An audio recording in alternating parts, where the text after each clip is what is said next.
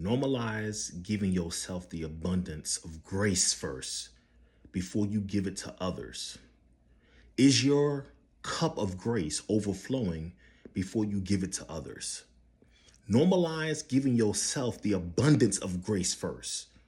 And I'm like, dang, I need to share that. Like, what is the abundance of grace, right?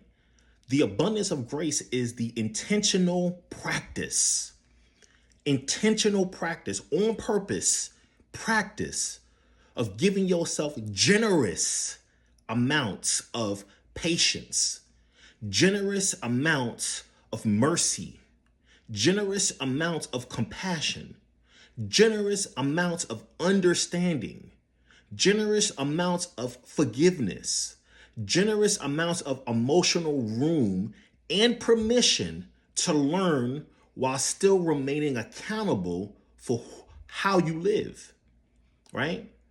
Grace says, I can acknowledge what happened without destroying myself because it actually happened. Grace says, I can correct myself without condemning myself. Grace says, I can be disappointed in a decision without becoming disappointed in my entire existence, right? Grace says, I'm allowed to learn. I'm allowed to need time. I'm allowed to recover. I'm allowed to begin again, right? But grace is not avoiding accountability. Grace is not ignoring consequences. Grace is not excusing repeated harm. Grace is not refusing correction.